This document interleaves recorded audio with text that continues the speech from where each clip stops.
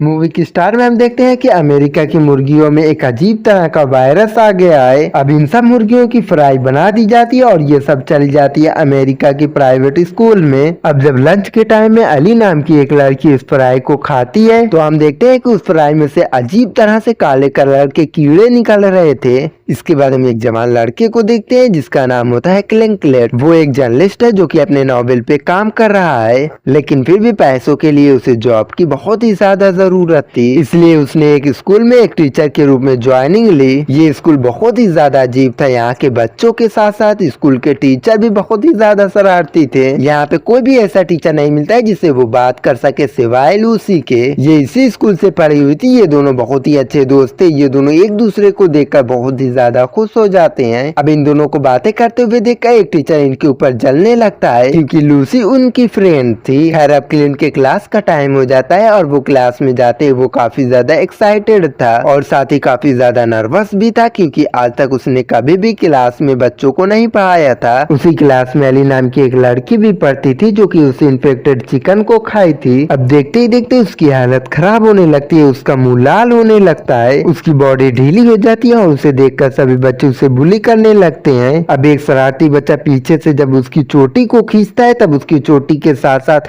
उसके पीछे का सर का हिस्सा भी उसके हाथ में आ जाता है। अब इससे पहले कि वो बच्चा किसी को कुछ बता पाता, एली उसके ऊपर हमला कर देती है और उसका मुंह बदसूरत बना के वहाँ से भाग जाती है। अब एली ने जिस बच्चे को काटा था उस बच्चे को लेकर मेडिकल हाउस में लेकर आया जाता है। उसे एली का बिहेवियर इतना बुरा लगा था कि उसने इसके बारे में आके अपनी फ्रेंड लूसी को बताया था। अब ये लोग बातें ही कर रहे थे तभी हम दोबारा से एली को देखते हैं जो कि गुस्से में अजीब तरह से जमीन पे बैठी हुई थी। अब उस लड़के का फ्रेंड जिसके ऊपर एली ने हमला किया था वो एली के ऊपर गुस्सा हो रहा था, तब एली उसके ऊपर भी हमला कर देती है। अब उसके भी शरीर से खून निकलने लगता है और वो भी इन्फेक्टेड हो जाता है। ये बच्चा एली की ही तरह अजीब तरह से उन बच्चों के ऊपर हमला करने लगता है। अब देखते ही देखते ग्राउंड के सभी बच्चे इन्फेक्टेड हो जाते हैं। अब इन बच्चों के इन्फेक्टेड होने की वजह से बहुत ही तेजी से इन बच्चों के बिहेवियर में बदलाव आने लगते हैं। अब जब टीचर ये सब देखते हैं तब ये बच्चों को रुकवाने के लिए वहाँ पे आ जाते हैं, लेकिन ये बच्चे टीचर के ऊपर भी हमला कर देते हैं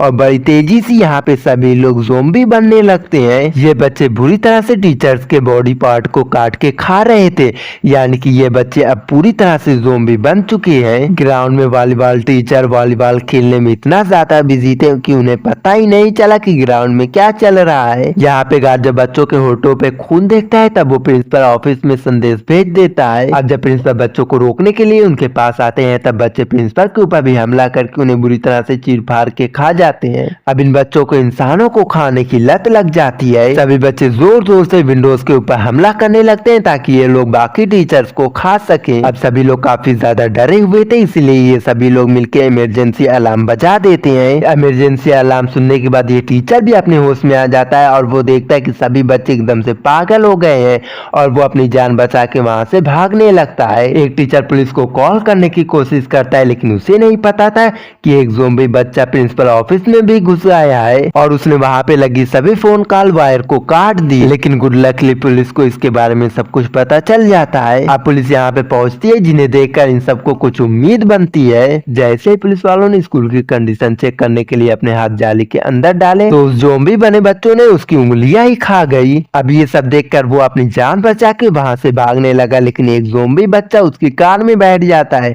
और उसे भी मार के खा जाता है। अब ये सब देखकर जिम टीचर काफी ज्यादा गुस्सा हो जाते हैं और वो कहते हैं कि हमें यहाँ पे बैठ के अपनी मौत का तमाशा नहीं देखना चाहिए। अब वो बिना किसी की बात सुने स्टाफ रूम का दरवाजा खोल देते हैं और वो ज़ोंबी बने बच्चे उसके ऊपर हमला कर देते हैं, जिससे बचने के लिए वो उस बच्चे को अपने से दूर फेंकते हैं। लेकिन उसके बाद वो बच्चा क्लिंट के ऊपर हमला कर देता है। इससे पहले कि वो बच्चा क्लिंट को काट पाता, क्लिंट उस बच्चे को खुद से दूर कर देता है। अब वो बच्चा पकड़ के एक टीचर को कबर्ड के अंदर लेकर जाता है और बाहर से जिम टीचर कबर्ड को ब्लॉक कर देते हैं। अब ये सब देखकर एक और टीचर डर के यहाँ से भागने की कोशिश करता है, लेकिन तभी एक ज़ोंबी उसके ऊपर भी हमला कर देता है। बड़ी मुश्किल से ये लोग यहाँ से बच के निकल के लाइब्रेरी में पहुँचते हैं, जहाँ पे इन्हें एक बच्चा दिखाई देता है जिसे देखकर ये लोग डर जाते हैं। लेकिन तभी ये नोटिस करते हैं कि ये बच्चा एकदम से नॉर्मल है, क्योंकि वो पूरा दिन लाइब्रेरी में ही बैठा था। इसीलिए ये लोग उस बच्चे को लेकर किसी सेफ जगह की तलाश में निकल जाते हैं। वहीं दूसरी तरफ हम देखते हैं कि वो बच्चे ग्राउंड से अब बिल्डिंग के अंदर आने की कोशिश कर रहे हैं। म्यूजिक क्लास में छुपे हुए सभी टीचर यहाँ से बाहर निकलने की प्लानिंग करने लगते हैं। जिम टीचर सभी को सजेस्ट करते हैं कि यहाँ पे मौजूद सभी टूल को इन्हें उठा लेना चाहिए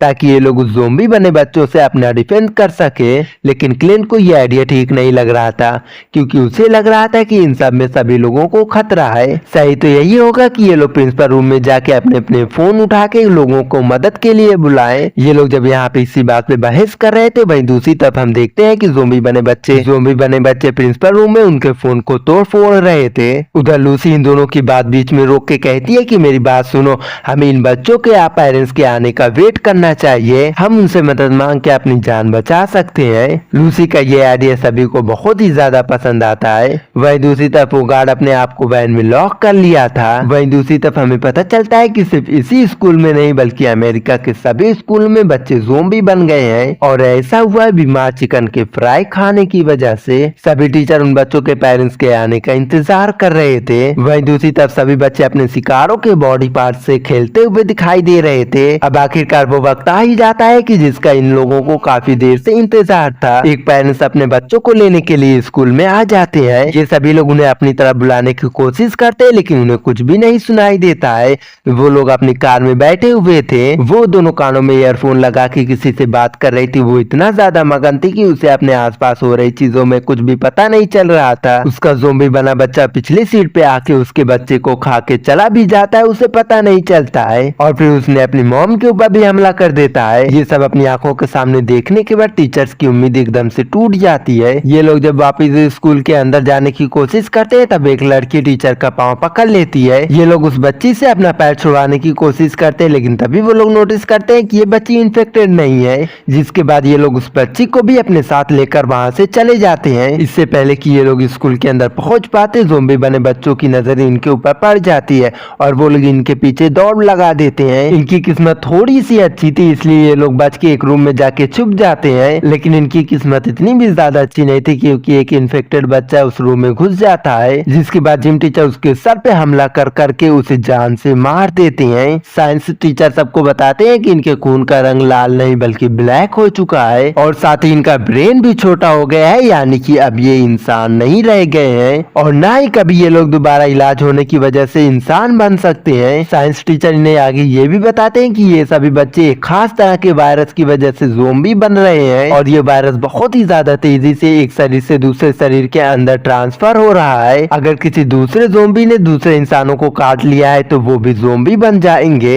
लूसी कहती है कि मैं ये नहीं मानती, एली जब से ज़ोंबी बनी थी तो वो क्लास से बाहर निकलने से पहले क्लिंट को काटा था, लेकिन वो कब से हमारे साथ है लेकिन अभी भी वो ज़ोंबी नहीं बना है और इसका मतलब ये है कि ये वायरस सिर्फ बच्चों के ऊपर असर करता है, बड़ों के ऊपर नहीं। ये लोग यहाँ पे बात कर ही रहे होते हैं, उधर ज़ोंबी बने बच्चे इन्हें पकड़ने का प्लान बना रहे थे। सभी लोगों को डिस्ट्रैक्ट करने के लिए ज़ोंबीज स्कूल की लाइट बंद कर देते हैं। अब ये सब देखकर सभी टीचर काफी ज्यादा डर जाते हैं और इनके साथ मौजूद बच्चा बेहोश ही हो जाता है। साइंस टीचर बताते हैं कि इस बच्चे को डायबिटीज है और ग्लूकोज लेवल कम होने की वजह से ये बच्चा बेहोश हो गया है और इसकी जान बचाने के लिए हमें फौरन इसे कुछ खिलाना होगा। अब अचानक इन लोगों का दरवाजा खटखटाने की आवाज आती है। ये लोग ये देखकर बुरी तरह से डर जाते हैं। अब अचानक से वो दरवाजा तोड़ देते हैं, लेकिन इनकी किस्मत अच्छी थी कि ये ज़ोंबी नहीं था बल्कि एक इंसान था और ये इनका साथी एक टीचर था। लेकिन उसके रूम में आने की वजह से सभी ज़ोंबी बने बच्चों को उनकी लोकेशन का पता चल जाता है। वो सभी ज़ोंबी बने बच्चे इस रूम में आने लगते हैं, जबकि ये लोग अपनी जान बचाने के लिए इस रूम से बाहर भागने लगते हैं। वहाँ पे लगे रेडियो से इन्हें पता चलता है कि पूरे शहर में इमरजेंसी का अलार्म लग चुका है। शहर के सारे बच्चे इन्फेक्टेड होकर लोगों को मार रहे हैं और इनमें इनकी कोई भी मदद नहीं कर सकता है। इनके पास अब कोई भी बचने की उम्मीद नहीं थी, लेकिन फिर भी ये लोग हार नहीं मानने वाले थे। इनके पास वो बच्चा भी अभी होता है जिसकी जान बचानी होती है अभी इन्हें। क्लिंट उन्हें कहता है कि वो कैंटीन में जाएगा और इस बच्चे के लिए कुछ खाने के लिए लेकर आएगा